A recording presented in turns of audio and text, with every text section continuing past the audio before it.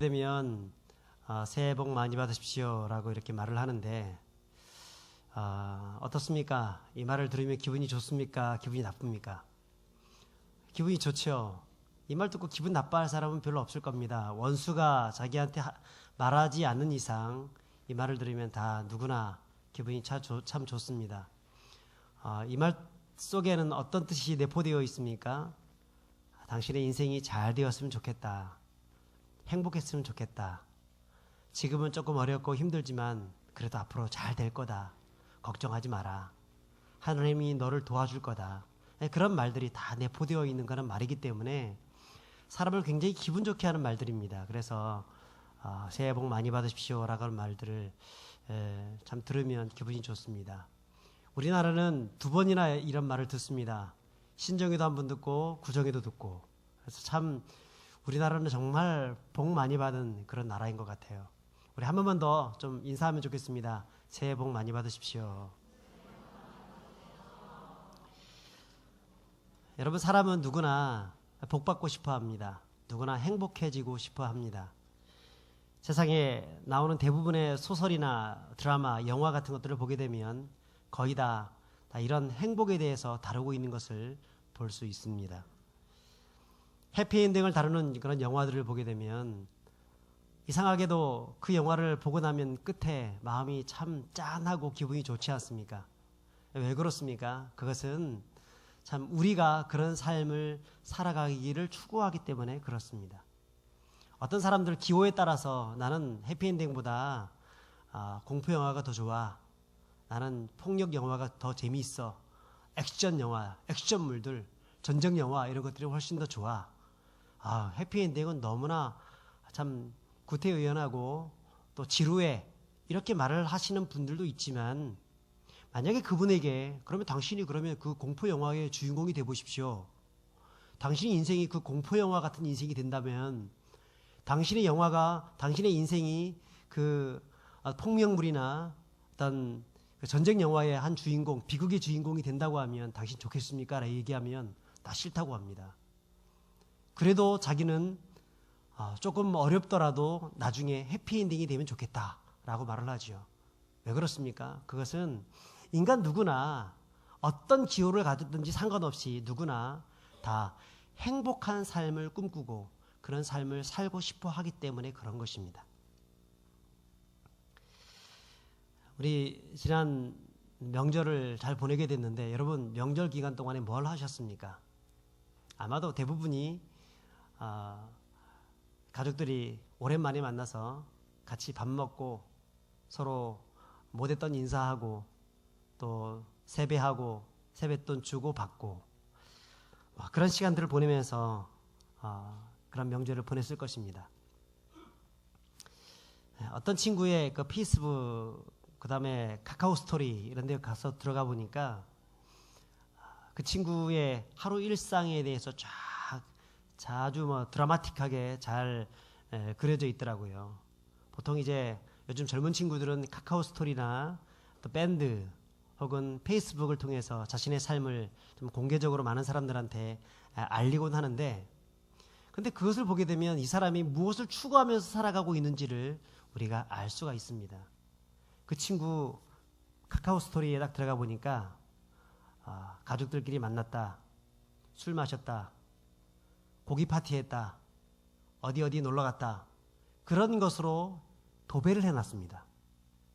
제가 그 친구를 보면서 저 친구의 어떤 그 머릿속의 생각들, 사고관이 무엇에 고착되어 있는지를 알 수 있었습니다. 자기 생각에는 그 모습들이 나름 좋아 보여서 그런 것들을 올렸겠지만 만약에 그것만이 그 인생의 전부라고 생각한다면 어쩌면 굉장히 좀 무의미한 인생이 아닌가 하는 생각도 들기도 합니다.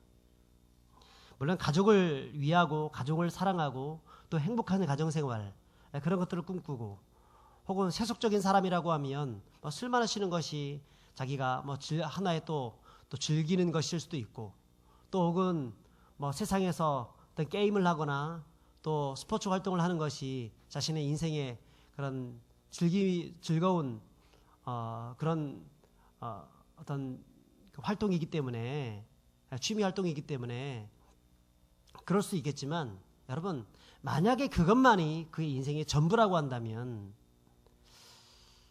뭔가 조금 안타깝다는 생각이 들지 않습니까? 만약에 그렇다고 하면 그 사람의 삶의 의미는 무엇에서 발견할 수 있습니까? 놀러 다니고 고기 파티하고 가족들끼리 모여서 술 마시고 복권 당첨이 됐다고 좋아하고 큰 집 사고 큰 승용차 몰고 다니고 그런 것에 자신의 인생의 목적을 두고 살고 있다고 하면 그의 삶의 의미들, 존재의 의미들은 어디에서 발견할 수 있습니까? 오직 내 행복, 내 안위, 내 목숨만을 위해서 살다가 인생을 살다가 갔다면 그 사람의 인생에서 존재의 의미는 어디에서 찾을 수 있느냐는 말입니다. 좀 더 리얼하게 표현하자면 개나 돼지 같은 동물과 그 사람과 무슨 차이가 있느냐는 것이죠. 요즘 김정은에 대해서 욕을 하게 되면 참 잡혀갈지도 모르는 그런 이상한 세상이 되고 말았습니다만, 어떤 돼지가 있었습니다. 그 돼지가 요즘 언론과 또 정부에 대해서 1인 시위를 했다고 합니다. 사람이 아니니까 1인 시위가 아니고 1돈 시위겠죠. 1돈 시위. 돼지가 확 시위를 했다는 겁니다. 뭐 가지고 저렇게 시위를 하는가 그래 했더니 자기하고 자기 인생에 있어서 가장 기분 나쁜 말이 있다는 겁니다. 요즘 사람들 사이에서 자꾸 떠드는 소리인데 너무 싫다는 겁니다. 그런 말 제발 하지 말라는 겁니다. 그게 뭐냐 그랬더니 돼지 같은 김정은 이런 말을 하지 말라는 겁니다. 왜 그러냐면 자기는 살아가면서 죽으면 인간들을 위해 가지고 족발도 주고 소시지도 주고 삼겹살도 주고 뭔가 많이 주어서 인간들에게 굉장히 유익을 끼치는 그런 존재인데 어떻게 자기가 저 김정은과 같이 돼지 같은 김정은이라고 얘기할 수 있냐. 돼지보다 못한 김정은 하면 모르겠지만 기분 나쁘다는 거예요. 그래서 1돈 시위를 하고 있다는 겁니다. 여러분, 오직 자기 자신만을 위해서 살다가 간 인생은 돼지 같은 인생이 아니라 돼지보다 훨씬 더 못한 인생이 되고 마는 것입니다. 여러분, 사람이 얼마나 오래 살고 얼마나 많은 것을 가지고 살았느냐가 중요한 것이 아니라 어떻게 살았느냐가 더 중요합니다. 그리고 자기에게 주어진 그것을 가지고 얼마나 어떤 곳에 그것을 쓰면서 살았느냐가 훨씬 더 중요합니다. 그리고 왜 그렇게 살았느냐가 더욱더 중요한 것입니다. 만약 우리가 살아가는 의미와 목적이 여전히 자신의 안위와 현세적인 행복에 머물러 있다고 하면, 그리고 그것 때문에 오늘 내가 즐겁다, 즐겁지 않다, 우울하다가 결정되고 있다고 하면, 여러분, 내가 만약에 그렇다고 하면 나는 나의 삶의 목적과 나의 삶의 어떤 가치관 이런 것들을 한 번 더 점검해 볼 필요가 있다는 것입니다. 어떠십니까? 무엇에 목적을 두고 살고 계십니까? 아파트 평수 늘리는데 목적을 두고 있습니까? 적금 많이 들어서 통장 많이 늘어나는 거, 통장에 동그라미가 점점 많아지는 거, 그것 때문에 행복해하고 있습니까? 아들, 딸 낳고 시집 장가 잘 가고 따끈따끈한 침대에 누워 자고 아침 저녁으로 고기 반찬 먹고 그런 것에 행복을 느끼며 살아가고 있습니까? 물론 그런 것에 행복을 느낄 수 있습니다. 그거 자체가 나쁘다는 것이 아닙니다. 그럴 수 있습니다. 그런데 문제는 무엇이냐면 그런 것에 우리의 행복의 기준이 있고 그거에만 머물러 살아가고 있다는 것이 문제라는 것입니다. 여러분, 왜 사람이 태어나면서 그리고 자라가면서 건강 챙기고 싶지 않겠습니까? 왜 자식이 잘 되는 거 싫어할 사람이 있겠습니까? 기왕이면 좀 더 편안하게 살고 기왕이면 잘 되는 삶, 그게 산다는 것이 또 어떤 작은 행복이 아니지 않습니까? 근데 뭐가 문제입니까? 그것이 전부가 아니라는 것입니다. 그것만을 위해서 산다고 하면 그것은 굉장히 비참한 인생이 될 수밖에 없다는 거예요. 무엇이 중요하고 무엇이 중요하지 않은지 모르는 인생은 아무리 열심히 살아도 낙제생이 될 수밖에 없습니다. 여러분, 시험 공부를 열심히 했습니다. 코피 터져가면서 열심히 공부했습니다. 그런데 시험을 쳐보니까 하나도 모르겠는 겁니다. 왜 그렇습니까? 선생님이 얘기했던 중요한 것은 공부 하나도 안 하고 뭘만 공부했어요? 지엽적인 거, 공부할 필요 없는 거, 그것만 코피 터져가면서 공부했다고 하면 여러분, 결국 낙제생이 되는 거죠. 우등생은 중요한 게 무엇인지 압니다. 무엇을 위해서 무엇을 공부해야 되는지 제대로 알고 그것을 열심히 공부합니다. 출제자의 의도가 무엇인지 파악하면서 공부합니다. 그럴 때 좋은 성적을 거둘 수 있는 거예요. 똑같이 열심히 노력했습니다. 근데 어떤 사람은 낙제생이고 어떤 사람은 우등생입니다. 종이 한 장의 차이죠. 무엇이 차이입니까? 그것은 출제자의 의도가 무엇인지, 무엇이 중요한지, 무엇이 중요하지 않은지 바로 판단하고 바로 공부했다는 거에 그런 차이입니다. 여러분, 우리 인생도 그렇습니다. 하나님이 우리에게 우리가 살아가는 여러 가지 필요한 것들을 주셨습니다. 먹을 거 주셨습니다. 마실 거, 입을 거, 또 살아갈 집, 이 모든 환경들을 주십니다. 그런데 그것이 우리의 인생의 가장 중요한 문제가 아니라는 것입니다. 그것보다 훨씬 더 중요한 것이 우리에게 있다는 거예요. 그러니까 쉽게 말해서 우리가 추구하고 우리가 가지고 싶어하는 여러 가지 그런 행복들, 우리가 가지고 누리고 싶어하는 그런 물질들, 세상의 명예와 권세와 그 권력들, 그 모든 것들이 우리에게 약간의 도움을 줄 수 있을지 모르지만 그것이 우리에게 진정한 소망과 진정한 행복을 주는 것은 아니라는 것이죠. 자, 그렇다면 하나님이 우리에게 요구하시는 것이 무엇일까요? 여러분, 그것은 3절에 나와 있습니다. 3절 우리 같이 읽어보겠습니다. 시작. 하나님의 뜻은 이것이니 너희의 거룩함이라 곧 음란을 버리고. 여러분, 하나님이 우리에게 하나님의 뜻을 얘기해 주고 있습니다. 하나님의 뜻은 이것이니 너희의 거룩함이라 곧 음란을 버리고. 여러분, 성경에서 하나님의 뜻은 이것이다 라고 하는 그런 적혀있는 성경은 그런 구절 많지 않습니다. 항상 기뻐하라, 쉬지 말고 기도하라, 범사에 감사하라, 이것은 너희를 향하신 하나님의 뜻이니라. 여러분 잘 알고 있죠. 그리고 오늘 여기에 보면 하나님의 뜻은 이것이니 너희의 거룩함이라고 말씀하고 있습니다. 그러니까 하나님이 우리에게 요구하시는 그런 인생의 목적이 무엇이라고요? 행복이 아니라는 겁니다. 무엇입니까? 거룩입니다. 거룩. 오늘 찬양대에서 거룩 어떻게 이렇게 잘 맞췄는지, 제가 일부러 맞추려고 맞춘 것은 아닙니다. 그런데 우리 지휘자께서 굉장히 영혼이 밝으신 분인 것 같아요. 그래서 어떻게 이것을 알았는지 딱 이렇게 맞춰가지고 해준 게 너무나 감사합니다. 하나님이 우리에게 요구하시는 뜻이 무엇이냐? 거룩함입니다. 기뻐하는 것, 기도하는 것, 범사에 감사하는 것, 그것은 우리의 내면적인 부분들입니다. 그런데 이 거룩이라는 것은 우리의 내면적인 것일 뿐 아니라 우리 외적인 것들도 포함합니다. 거룩은 무엇을 의미하냐면 구별되었다는 뜻입니다. 다른 사람과 나와 구별되었다는 겁니다. 세상과 내가 구별되었다는 것입니다. 다르다는 것입니다. 특별한 하나님의 사람으로 불러내심을 받은 사람이기 때문에 나는 구별된 사람으로 살아간다는 것입니다. 실제로도 보십시오. 조금 다르게 표현하고 있지만 우리의 목적이 무엇인지 말씀해주고 있습니다. 7절 같이 읽습니다. 하나님이 우리를 부르심은 부정하게 하심이 아니요 거룩하게 하심이니. 뭐라고 했습니까? 거룩하게 하심. 여기서 이 거룩이라는 단어가 헬라어로 하기오스라고 합니다. 하기오스. 이것은 어떠한 것으로부터 구별되었다라는 뜻입니다. 분리되었다는 뜻입니다.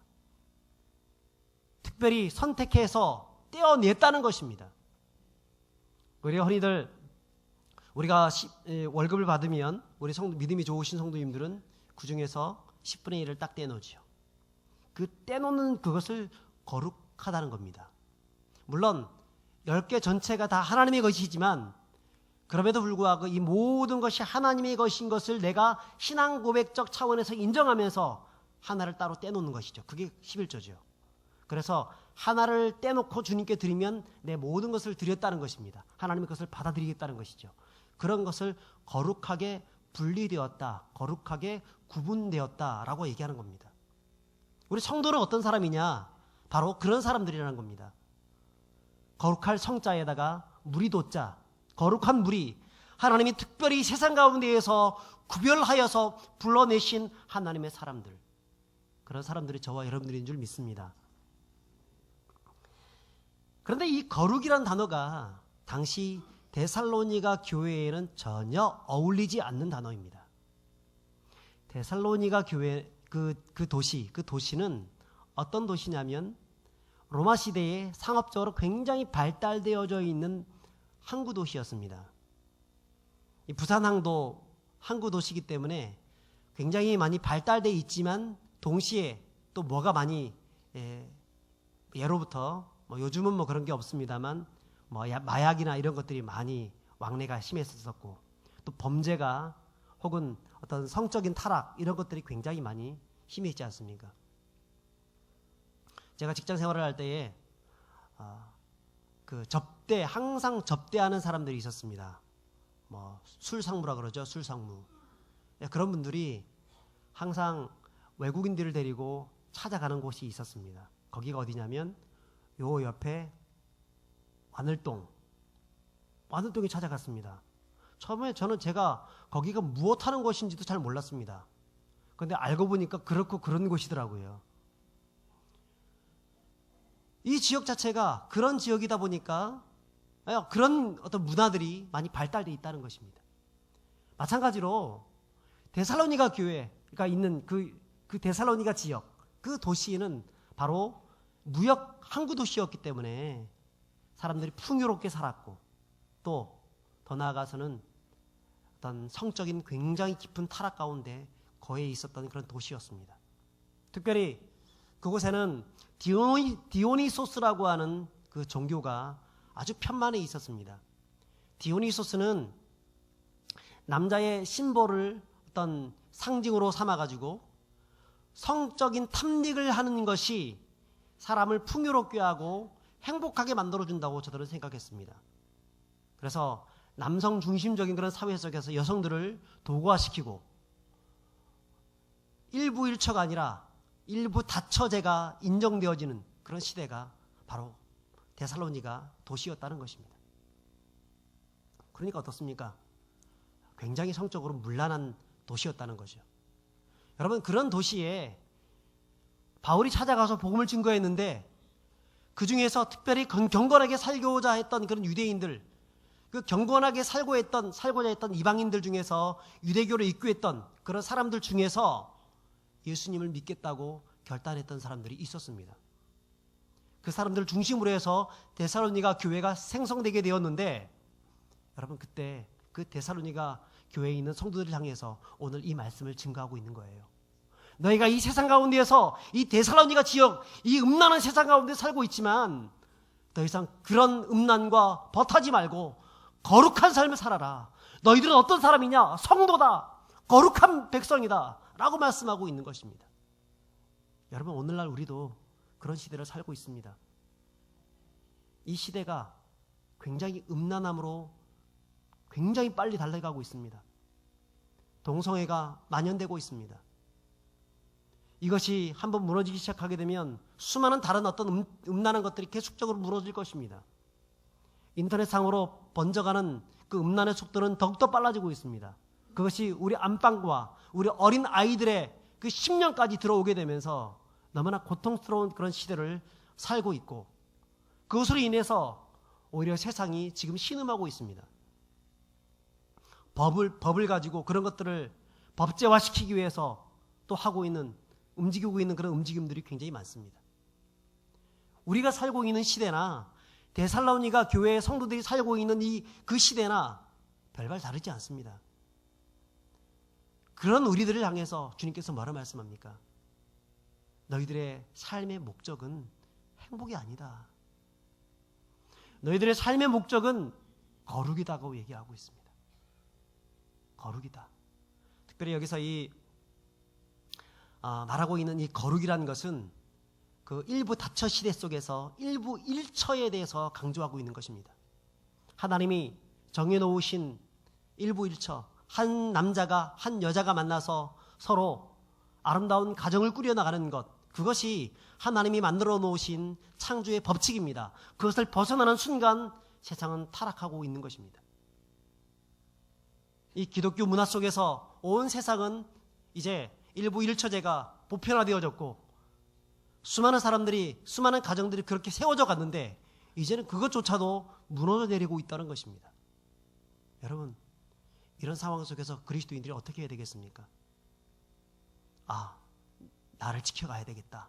이런 마음 가져야 됩니다. 뿐 아니라 이런 세상 속에서 우리는 믿음으로 선한 싸움을 싸워야 합니다. 엉뚱한 것들이 세상을 지배하지 않도록, 음란한 것이 세상을 지배하지 않도록 거룩함을 가지고 버텨내야 하고 거룩함을 가지고 싸워 나갈 수 있는 우리가 되어야 하는 것입니다.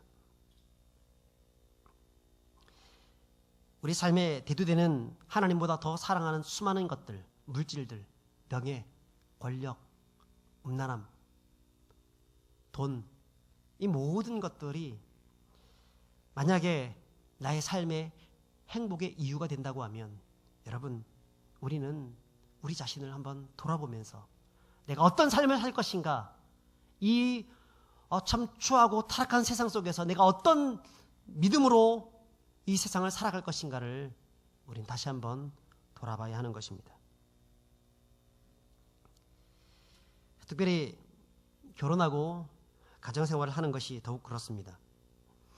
행복이 결혼의 목적이거나 행복한 가정생활이 우리의 삶의 목적이 되지 않도록 조심해야 합니다.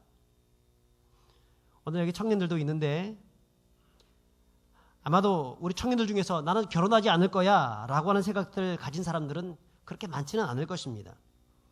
혹 있더라도 일단 마음에 드는 사람이 생기면 생각이 달라질 것입니다. 제가 10대, 20대 청소년들과 청년들한테 물어봤습니다. 너는 왜 결혼하고 싶냐? 그랬더니 대부분이 했던 얘기가 결혼하면 행복해진다고 하잖아요. 행복해지고 싶어요. 30대 청년들한테 물어봤습니다. 너는 왜 결혼해주고 싶냐? 그랬더니 결혼하면 행복해지고 또 안정도 될 수 있잖아요. 그래서 제가 40대 노총각 노처녀한테 물어봤습니다. 너는 왜 결혼하고 싶니? 그렇게 물어봤더니 엉뚱한 대답을 하는 거예요. 목사님, 그런 말 하지 마시고 좋은 사람 좀 소개시켜 좀 시켜주십시오. 결혼하고 싶다는 거죠. 왜 결혼하고 싶습니까? 행복해지기 싶어서. 결국 젊은 청년들이 결혼하는 이유를 행복이라고 생각합니다. 그래서 결혼했습니다. 그런데 결혼하고 나니까 행복합니까? 행복하지 않더라는 겁니다. 제가 한 청년한테 물었습니다. 결혼을 열심히 뭔가 돈을 많이 모으고 집도 사고 막 하고 있길래 결혼 준비 잘하고 있구나. 그래, 결혼 위해서 어떤 거 준비했냐? 그랬더니 목사님, 제가 집도 준비하고요, 차도 준비하고, 저 우리 직장 좋은 직장이잖아요. 준비하고 다 준비했습니다. 그러냐? 그럼 여자만 있으면 되겠네. 여자가 없었습니다. 다 준비했는데 여자만 없는 겁니다. 그리고 한 1, 2년 후에 이 친구가 여자를 만나고 결혼을 했습니다. 그리고 그 이후에 제가 또 만나서 물어봤습니다. 그래, 결혼했더니 그래 행복하냐? 그랬더니 행복하지 않더라는 겁니다. 왜 행복하지 않냐? 너 집도 준비하고 차도 준비하고 좋은 직장에다가 여자까지 있는데 왜 행복하지 않냐? 그랬더니 아기가 없다는 겁니다. 아기만 있으면 행복할 것 같은데 아기가 없다는 거예요. 여러분, 자꾸 조건입니다. 조건. 이것만 있으면 행복할 것 같은데 그거 가지면 또 다른 게 생각이 나는 거예요. 그리고 더 갖고 싶고 더 갖고 싶고 그런 것들을 채우고 채우는데 안 채워집니다. 그리고 뭐만 채워져요? 텅 빈 가슴만 채워지는 겁니다. 공기만 내 가슴 속에 채워지는 겁니다. 중요한 것은 그런데 내 삶의 목적을 두어서는 안 된다는 거예요.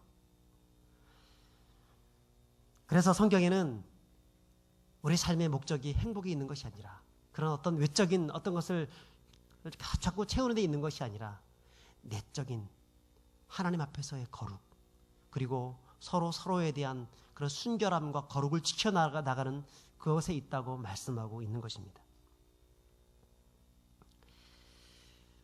여러분, 내 인생의 목적이 이 세상의 행복에 있다면 그런 가장 작은 것조차도 놓치는 인생이 되고 말지만 내 인생에서 거룩을 추구하는 것이 가장 소중한 것임을 기억하고 산다고 하면 아마 그 사람은 어떤 형편에 처해 있든지 간에 상관없이 진정 행복한 삶을 살게 될 것입니다. 예전에 제가 시편 1편을 가지고 새벽기도를 인도를 하면서 복 있는 사람은 악인들의 꾀를 따르지 아니하고 죄인들의 길을 서르지 아니하고 오만한 자의 자리에 앉지 않는다고 얘기하면서 복에 대해서 얘기했죠. 여러분, 이 복은 무엇이라고 했습니까?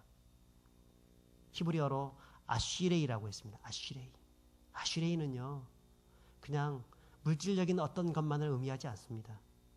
그보다 훨씬 더 깊은 것은 내적인 복을 말합니다. 내적인 복. 그 내적인 복에 대해서 예수님이 산상수훈에서 팔복에 대해서 얘기했죠. 하나님을 믿는 사람들의 복, 하나님을 사랑하는 사람들의 복, 마음이 청결한 자는 복이 있나니 저희가 하나님을 볼 것이며 의에 지르고 핍박을 받는 자는 복이 있나니 천국이 저희 것입니다. 여러분, 진정한 복은요 그런 외적인 어떤 것이 복이 아니라 내면에 있는 그런 것이 복이라고 말씀하고 있습니다. 그게 뭐예요? 거룩입니다. 거룩. 하나님 앞에서의 거룩한 삶을 살아가는 것. 그런 거룩이 내 내면에 내재화되어 있을 때 외적인 수많은 환난과 핍박과 어려움 속에서도 그 모든 것을 이길 수 있는 능력을 갖게 되고 더 나아가서 하나님의 도우심으로 말미암아서 그 모든 것을 초월할 수 있는 인생이 될 수 있다는 것입니다. 이 세상을 살아가지만 이 세상을 초월하는 초월적 인생, 그게 우리 그리스도인들의 삶이어야 한다는 것입니다. 분당 우리들 교회에 그 김양재 목사님이라고 있습니다. 그 목사님이 쓴 책 중에서 복 있는 사람이라는 그런 책이 있는데요. 그 책에 보게 되면 그 박자람이라고 하는 그런 학생에 대해서 참 실질적인 간증을 해놓은 것을 볼 수 있습니다. 이 청년은 13년 동안 미국에서 유명한 음악학교에서 공부했습니다. 그리고 유수한 그 콩쿠르에서 아주 우수한 성적으로 입상을 하게 되면서 아주 촉망받는 미래가 있는 그런 학생이었습니다. 보스턴 오페라단 가수로 실력을 인정받았고 차장대 지휘자로 섬기는 소위 잘나가는 그런 청년이었습니다. 자, 그런데 군입대 하는 중에 뇌 해마에 손상을 입게 되는 그런 중병을 앓게 되었습니다. 그것 때문에 영동 세브란스 병원에 가서 진찰을 받게 되었는데 의사로부터 더 이상 치료할 수 없는 불치병이 되었다라고 하는 그런 통보를 받게 되었습니다. 노래를 부르는 사람이 더 이상 노래를 부를 수 없게 되었다. 평생 그것만을 위해서 달려왔던 사람이, 그리고 촉망받는 그런 미래가 있었던 그런 청년이 더 이상 이 모든 것을 할 수 없게 되었다. 얼마나 절망적이겠습니까? 그래서 하나님 따졌습니다. 하나님, 내 인생에 왜 이런 일이 벌어집니까? 내가 무슨 죄를 지었길래 하나님 이렇습니까? 특별히 그가 너무나 고통스러웠던 것은 하나님을 찬양하고 싶은데 목소리가 나오지 않는다는 것입니다. 목소리 불러서 찬양하면 찢어지는 목소리, 그런 목소리가 나오기 때문에 자기도 자기 목소리가 듣기가 싫고 다른 사람도 듣기 싫어하기 때문에 더더욱 부를 수가 없다는 것입니다. 저도 예전에 이 목 때문에 참 목에 결절이 생기게 되면서 그것 때문에 너무나 고통스러운 시간들을 보냈었기 때문에 그래서 한 2달 동안 립싱크만 했던 그런 적이 있었습니다. 그것 때문에 얼마나 고통스러웠는지, 특별히 하나님을 찬양할 수 없는 것이 얼마나 고통스러운지 모르겠더라고요. 여러분, 찬양 부를 때에 열심히 찬양하십시오. 찬양 부르고 싶어도 부르지 못할 때가 올지도 모릅니다. 북한에 있는 지하교회 성도들은 대놓고 찬양 부르고 싶어도 부를 수가 없습니다. 그러다가는 큰일 당하기 때문에 그렇습니다. 중국만 보더라도 중국에서 사역하고 있는 선교사님 한 분 만났는데 거기서 항상 조바심을 가지고 살아간다는 겁니다. 왜냐하면 계속해서 누군가 자기를 지켜보고 있다는, 공안들이 지켜보고 있다고 하는 그런 생각들 때문에 함부로 찬양 부르고 싶어도 부를 수 없다라고 하는 말을 들었습니다. 여러분, 찬양 부르고 싶어도 부를 수 없는 시대가 올지도 모릅니다. 그렇기 때문에 우리는 내가 내 입술이 주어졌을 때 마음껏 이 예배에 당해서 예배 드리는 동안에 하나님을 온전히 찬양하시는 여러분들이 될 수 있길 바랍니다. 그런데 이 박자람 형제가 그럴 수가 없는 거예요. 그게 너무 힘든 거예요. 그러니까 어느 날 청년들끼리 모였는데 청년 보고 간증 한번 해보라는 겁니다. 간증할 거니까 뭐가 있다고 간증하라는 겁니까? 겨우겨우 나오는 목소리로 간증하기 싫었지만 그래도 혹시나 하나님이 나에게 은혜를 주시지 않을까 하는 생각들 때문에, 그래도 또 항상 기뻐하라, 쉬지 말고 기도하라, 범사에 감사하라 했기 때문에 찾아보면 간증거리도 있겠다는 생각으로 사람들 앞에서 간증하기 시작했는데 이상하게도 자기 마음속에 계속해서 눈물이 나오는 겁니다. 더 이상 간증할 수 없을 정도로까지 계속 복받쳐 울게 되었습니다. 자기는 목소리를 잃고 나니 모든 것을 잃어버리게 되었다고 얘기를 했습니다. 자기 목소리가 자기의 인생에 진정한 행복을 주는 줄 알았다고 그런 이야기했습니다. 하지만 이제는 자포자기로 실패자로 살고 있다고 했습니다. 하지만 이상하게도 그렇게 간증하고 있으니까 자기 마음속에 뭔가 꿈틀대는 게 있었습니다. 내가 비록 실패자로 있는 것처럼 보이지만 더 이상 이렇게 살 게 아니다. 새롭게 살아야 되겠다. 내가 하나님 앞에서 바로 살아야 되겠다는 마음을 가지게 되었습니다. 그리고 나도 몰래 이상하게 하나님 찬양하고 싶은 생각이 든 거예요. 그래서 간증하다가 멈추고 찬양 부르기 시작했습니다.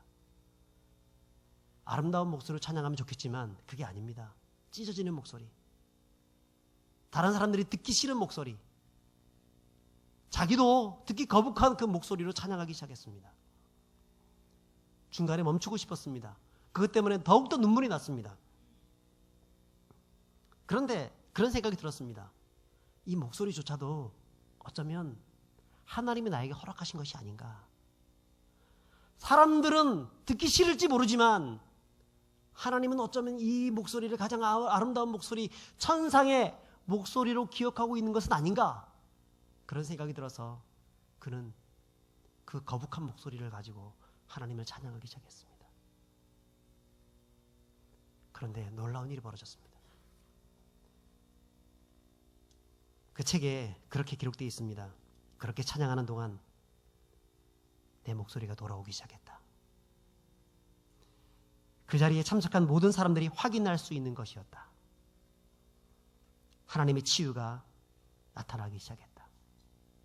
여러분, 그 찬양이 맞춰졌을 때 그는 우렁찬 목소리, 최고의 성악가의 목소리로 하나님을 찬양하면서 그 간증을 마칠 수 있었다고 합니다. 제가 알고 있는 그 자매도 비슷한 경험을 했습니다. 전신 류마티스 관절염으로 고통받고 있는 그런 자매였는데 너무나 고통스러워서, 사람이 이 류마티스 관절염, 전신 류마티스 관절염 걸리면 이게 사람이 툭 부딪히기만 해도 너무나 고통스럽다고 하더라고요. 잠자는 것도 너무나 힘들다고 합니다.